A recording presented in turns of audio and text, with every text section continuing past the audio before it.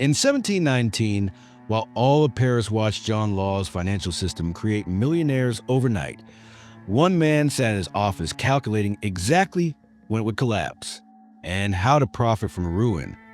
His name was Richard Cantillon, and he was the first person in history to scientifically predict a financial crash before it happened, not through mysticism or luck, through mathematics, analysis, and cold economic logic. While Law promised infinite prosperity through paper currency and colonial ventures, Cantillon saw something everyone else missed: the fundamental disconnect between speculative prices and actual value. He understood that bubbles don't burst randomly. They follow patterns, predictable patterns. So Cantillon did something radical. He bet against the greatest financial experiment of his time. He positioned himself to profit when the Mississippi Company collapsed, and when it did collapse in 1720, exactly as he calculated. He emerged enormously wealthy while thousands were ruined. But being right had consequences. The families he profited from blamed him. The authorities suspected him.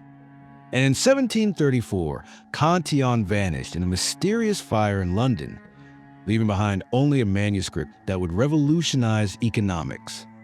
This is the story of the man who proved markets could be understood, predicted, and exploited, and discovered that sometimes being smarter than everyone else makes you a target.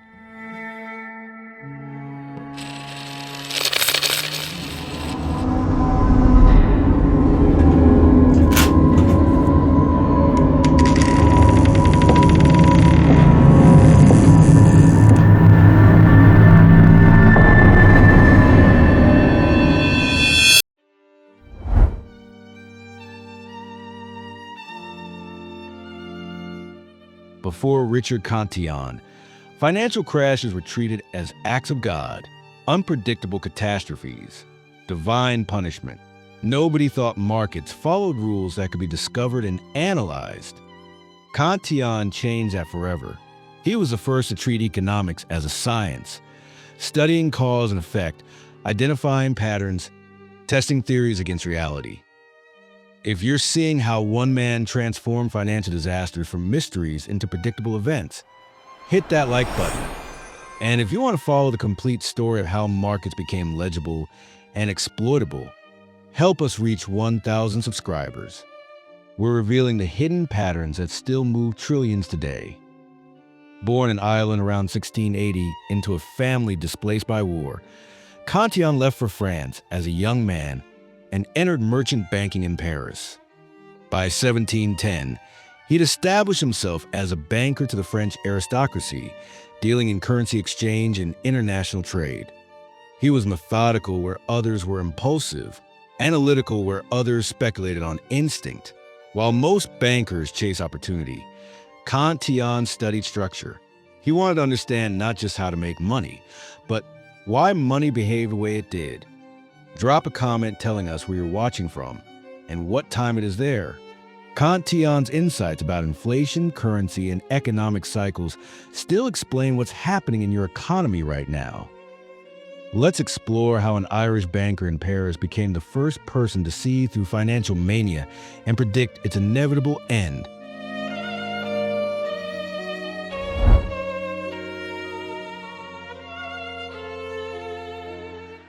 In 1716, when John Law launched his Banque Générale and began issuing paper currency, most French bankers were either enthusiastic supporters or confused skeptics.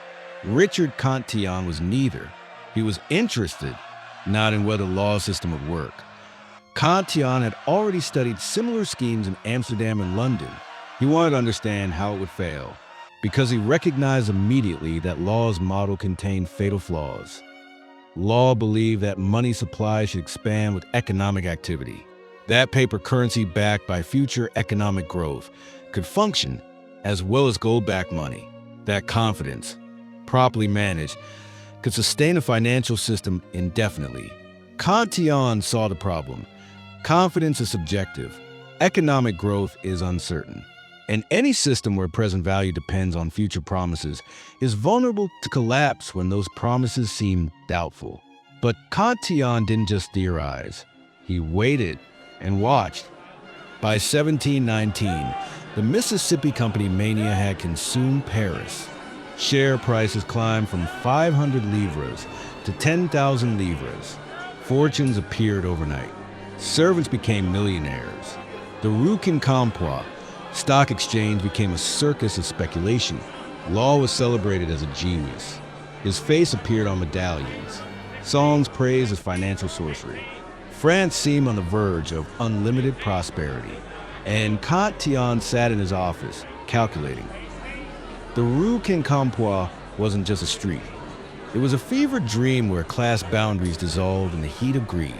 Aristocrats rubbed shoulders with footmen, all desperate for a piece of law's paper promise. It was so crowded, so frantic, that men with hunchbacks made a small fortune just by standing still, charging frantic speculators to use their crooked spines as desks to sign away their life savings. In this circus of madness, Cantillon was the only one not looking at the gold, but at the exit signs. He analyzed the actual assets of the Mississippi Company, the Louisiana Territory, trade monopolies, tax collection rights. He estimated their real value based on population, productivity, and infrastructure. Then he compared those figures to the market capitalization of the company's stock. The divergence was staggering. The Mississippi Company was valued at more than twice the entire circulating money supply of France. Its share price implied levels of profit that were literally impossible given the colonial assets involved. Cantillon understood what law apparently didn't. You cannot create real wealth through monetary expansion. You can create the illusion of wealth. You can redistribute wealth. But actual value comes from productive capacity. Land, labor, resources. Law's system was printing money and calling it prosperity. Eventually, people would demand real assets in exchange for paper, and there wouldn't be enough real assets to satisfy the claims. The bubble would burst, not because of bad luck or panic, but because mathematics demanded it, and Cantillon positioned himself to profit from that mathematical certainty.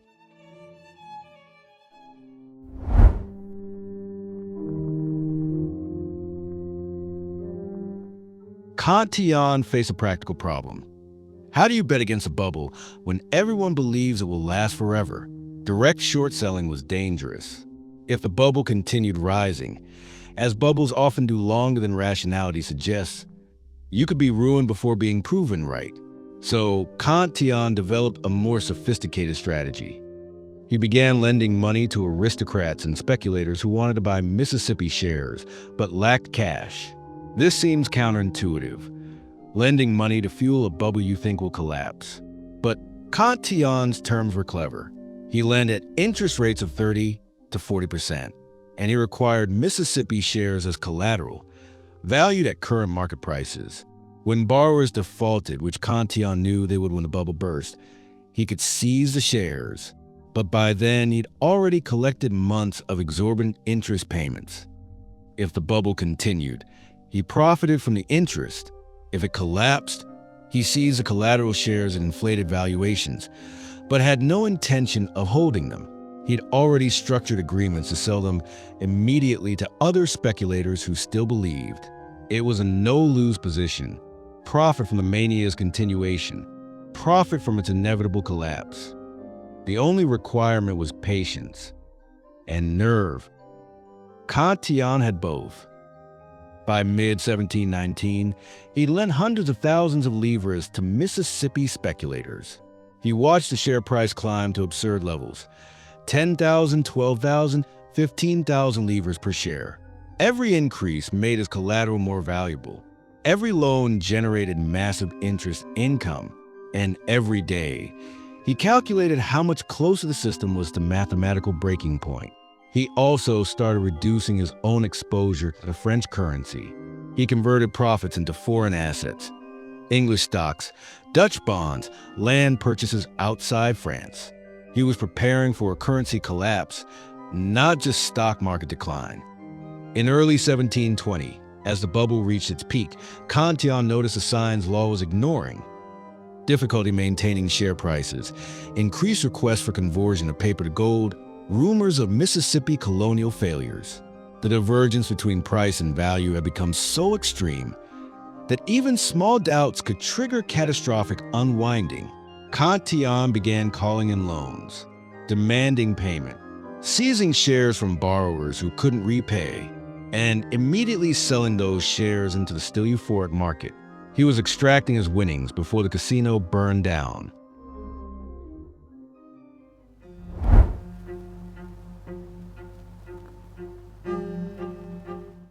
In May 1720, John Law attempted to stabilize the system by decree, officially devaluing the currency and Mississippi shares gradually to bring them back in line with reality.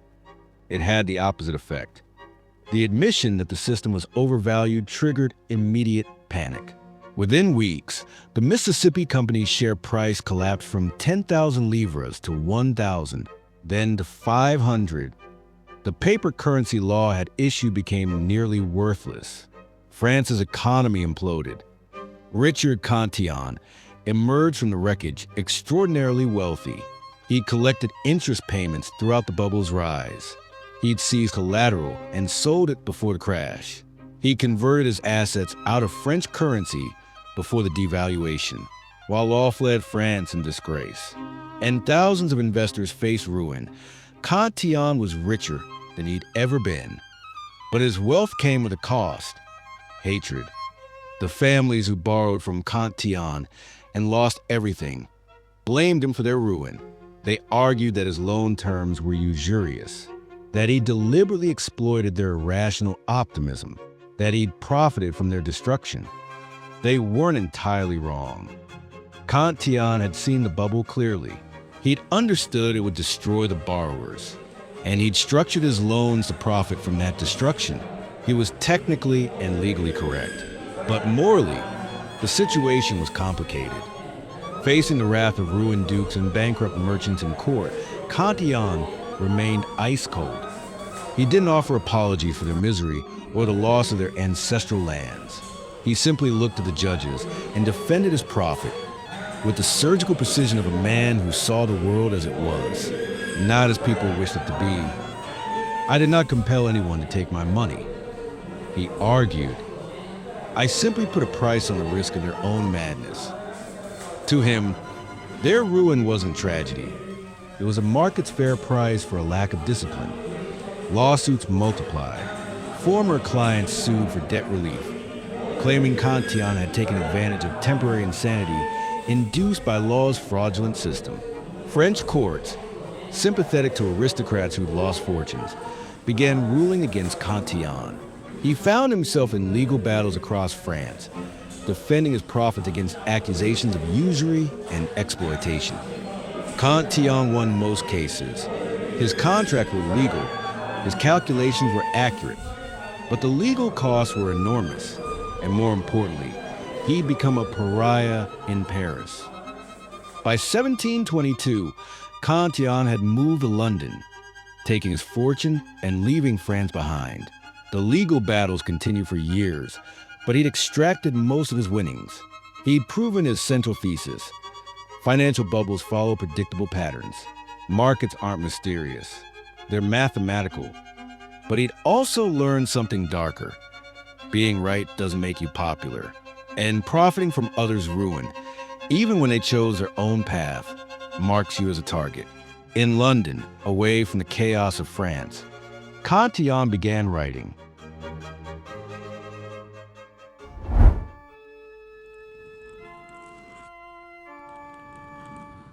Richard Cantillon spent his final decade in London compiling everything he learned into a manuscript.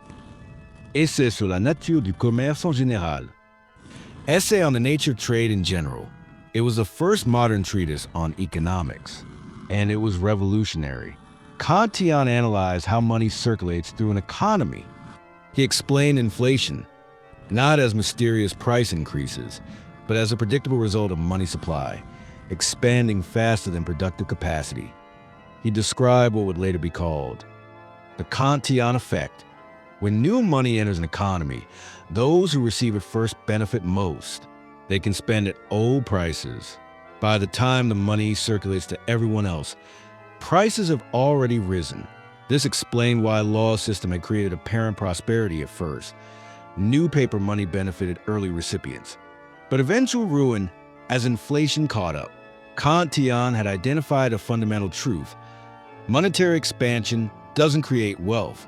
It redistributes wealth from late recipients to early recipients. The essay also explained trade balances, interest rates, land value, labor markets, and entrepreneurship. It introduced concepts that wouldn't be formalized for another century: supply and demand equilibrium, marginal utility, monetary velocity. Cantillon had essentially invented economic theory as a discipline, but he never published it. Why? Possibly because the conclusions were politically dangerous. The essay demonstrated that most government economic policies harm the majority while benefiting connected elites, that paper money systems were inherently unstable, that inflation was a form of hidden taxation. These weren't popular ideas. Law had been exiled for less. And Cantillon, having already made enemies profiting from the Mississippi collapse, didn't need to make more by publicly attacking the foundations of state finance. So the manuscript sat in his papers, unpublished. Cantillon lived quietly in London, managing his fortune, conducting banking business, and avoiding attention. He'd proven his theories correct. He'd profited enormously. Now, he wanted to be left alone. But the past wasn't finished with him. In May 1734, something happened that remains one of history's most debated mysteries. A fire broke out at Cantillon's house in London. By the time it was extinguished, the building was destroyed. A body was found in the ruins, badly burned, but identified as Cantillon by witnesses. He was declared lost of fire, buried, mourned by the few who remained friendly.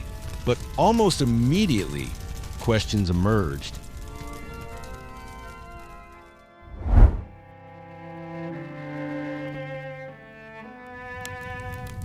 The fire at Cantillon's house was suspicious from the start.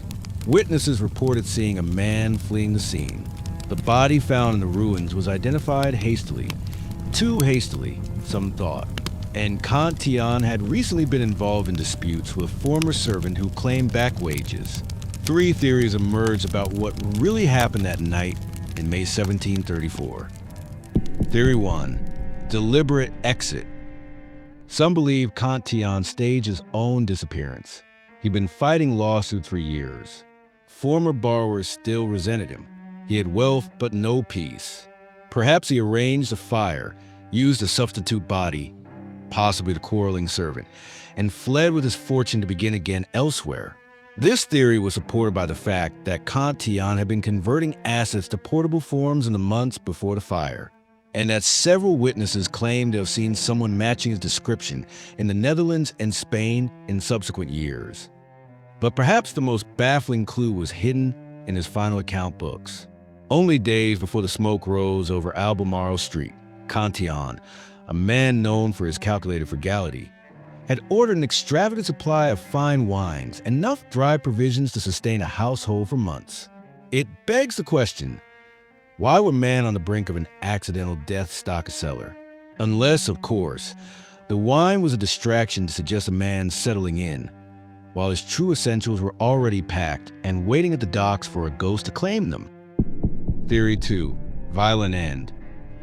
Others believe Cantillon's end was exactly what appeared, violent and final. The former servant, Joseph Denier, had publicly threatened him over disputed wages. Denier disappeared immediately after the fire. Some witnesses claim they saw Denier fleeing the burning house. Perhaps the fire was set deliberately, with Cantillon inside. Perhaps it was a confrontation that escalated tragically. The authorities investigated, but never conclusively solved the case. Theory 3, creditor action. A darker theory suggested that Cantillon's end wasn't random, that families ruined by his loans during the Mississippi bubble finally extracted revenge. He'd profited from thousands of ruined speculators. Some had never forgiven him. Some had never stopped hating him for being right while they were wrong. Perhaps one of them, or several acting together, decided that legal victories weren't enough. that Cantillon had to pay personally for his profits. We'll never know which theory is correct. The investigation was inconclusive. The body was too badly burned for certain identification. Denier was never found. Richard Cantillon vanished, either into a grave or into a new life elsewhere. But his ideas didn't vanish. In 1755, 21 years after the fire, Cantillon's essay was published. No one knows how the manuscript survived or who arranged publication. But once released, it revolutionized economics. Adam Smith read it and incorporated Cantillon's insights into The Wealth of Nations. David Hume praised it. Turgot and the Physiocrats built on its foundations. Every major economist of the 18th century absorbed Cantillon's ideas. He predicted the first crash. He profited from being right, and then he disappeared. But the framework he created for understanding markets, the mathematics of bubbles, the mechanics of inflation, the patterns of economic cycles, that survived, that endures. Richard Cantillon proved that financial disasters aren't acts of God. They're predictable consequences of identifiable causes, that markets follow rules, and that those who understand the rules can position themselves accordingly. He also proved something darker, that being right, profiting from being right, and surviving being right are three different things.